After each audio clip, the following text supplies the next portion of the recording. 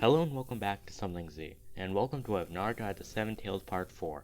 Last time on the What If, Team 7 was able to pass the Forest of Death with the help of Kabuto, and along the way Naruto got an extra seal placed on him by a disguised Orochimaru, blocking him from using the Seven Tails' chakra, and Sasuke got the curse mark from Orochimaru as well. So now that I've explained everything, let's jump back into the What If. So it's been a couple of hours since Team 7 has gone to the Central Tower, so it's the next day. And when they are told to wake up, they are given 20 minutes to prepare themselves for what's next. So when the 20 minutes are up, the third Hokage walks into the room, and he tells them to follow him into the next room. And when they walk in, they find themselves in a large arena. And when they get to the center of the room, they are told that since too many people have passed the second phase of the exams, they will be given another test in order to cut down the number of examinees. And when the third Hokage was done explaining this, he said he won't actually be examining them, but instead it will be the person who was standing next to him. Then he walked out of the room, and when he was gone, the main examiner explained the rules of the 1v1s. But before he could choose the first match, Kabuto raised his hand, and he said that he forfeits, since he was too injured from the Forest of Death. So when he left, the matches began, with Sasuke and Yoroi being the first match, and when they were chosen, everyone was told to go to the stands to watch. And while everyone was walking to the stands, Kakashi walked up to Sasuke, and he told him that he knows about the curse mark, and that if it goes out of control, he will stop him, and he will force him to forfeit from the exams. Then he asked, does he understand? Then Sasuke gives him a small nod, and when Sasuke does this, Kakashi walks up to the stands with everyone else. And when everything was ready, the match began. And since Sasuke knew he couldn't use his chakra, he knew that he could only use taijutsu. But after some fighting, Sasuke could tell that every time they made contact, he would lose chakra. So he knew he had to end it fast, so after some fighting, Sasuke was able to get behind him, and he was able to kick Yoroi into the air. And he used the combo Rock Lee used on him before the exam started, with the last attack being a kick to the ground. And when Yoroi hit the ground, he wasn't able to get back up, thus making Sasuke the winner of the match.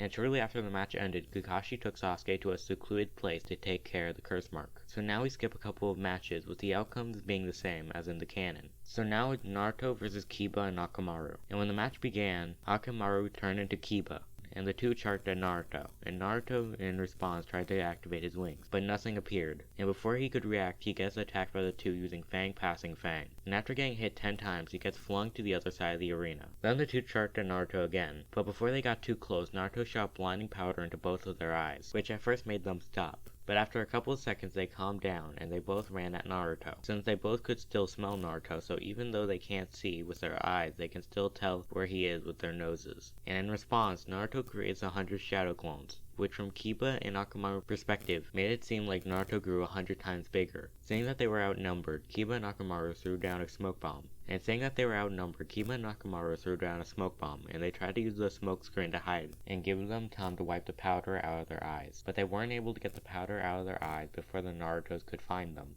And when the Narutos found them, they all attacked the two. And after a couple of minutes, the two were too injured to move, making Naruto the winner of the fight. So now we skip to the end of all the matches, and all the fights will end the same. And after the 9 Genin were told who they were going to fight, they are told they will have a month to train. And shortly after the exams ended, Naruto asked Kakashi if he could train him, but Kakashi declines, and he says that he will be too busy to train him, but he will be able to find someone to train him instead. Then he tells him if he wants a trainer, he will have to meet him the next day on the Hokage heads. So now we skip to the next day, and Naruto is currently sitting on the 4th Hokage's head, and after a while Kakashi appears with someone walking next to him, and when they get closer, Naruto could recognize who it was Ebisu. And when they get face to face, Kakashi tells Naruto that Ebisu will be his new trainer. At first Naruto complained, and he was about to tell Kakashi how Ebisu was weaker than him, since he was able to beat him with one jutsu.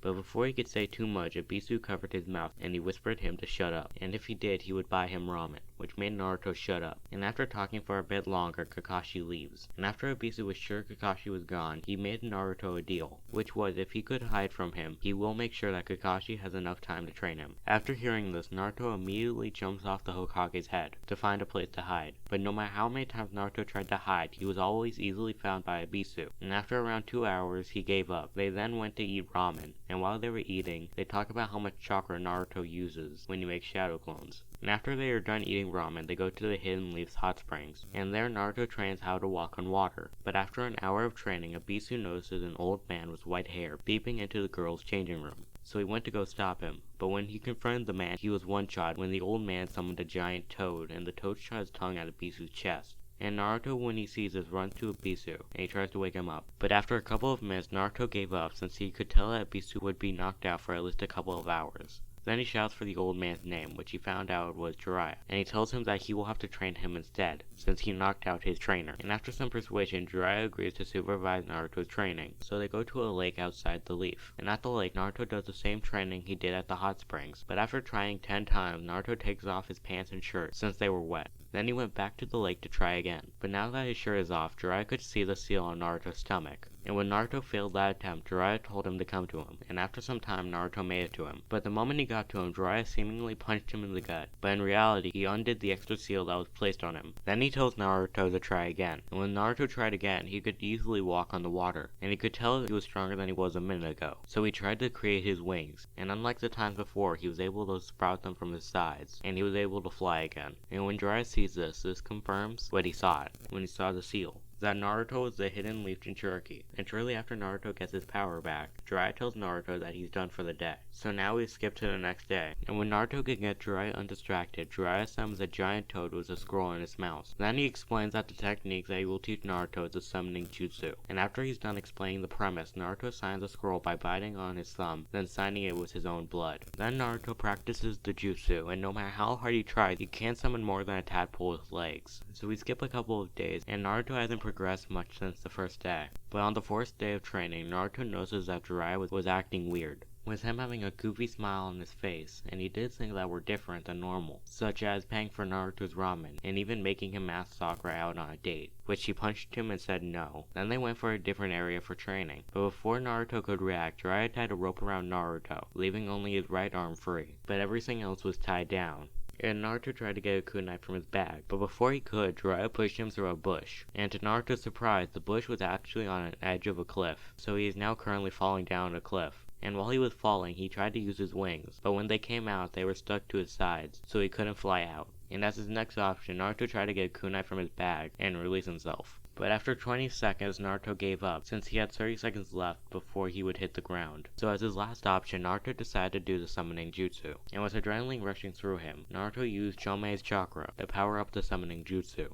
And in a couple of seconds, a giant frog was under Naruto, stopping and cushioning his fall. Then Naruto, since he was now falling, was able to grab a kunai from his bag, and he cut his way out. And when Naruto got out, he heard someone shout, and after a bit of time, he figured out that the toad was actually talking, and what he heard from the toad was, "Where is Jiraiya?" Then Naruto pointed up, and he said, "Up there." Then Naruto pointed up, and he said, "Up there." But that's when Naruto got too full of himself, and he said that since he was the one to summon the frog, he must do whatever he says, which makes the toad mad, so he makes a deal with Naruto, which was if he could stay on his back for the rest of the day, he will consider making him his underling. And seeing this as his only option to get the toad's help, Naruto accepts the deal. And when the toad hears this, he jumps high into the air to the point they are miles over the cliff. And when the challenge began, the toad just shook himself in order to fling Naruto. But when that didn't seem to work, he started to jump around and shake. And the way Naruto stayed on was by using his shadow clones to bring him back to the toad whenever he got flung off. And when he really needed to, he would use his wings to fly back to the toad. And he used silk to stabilize himself by tying it to the toad's clothing. But after a while it would lose strength, so he would fall off. So we skip to the end of the day, and Naruto was able to stay on the toad's back the whole time. And when the toad declared that the challenge ended, Naruto passed out, since he overexerted himself. And when the toad noticed that Naruto passed out, he took him to the Leaf's hospital, and he left him at the front doors. And when the toad landed, he created a loud noise. And when the doctors heard this, they went to see what it was. And when they look out the front doors, they see an unconscious Naruto, with a giant footprint right next to him. And saying that he was low on energy, the doctors took him in for the night, so he could be treated. And that's where I'm going to leave the What If. I hope you enjoyed it, and I hope to see you next time on Something Z.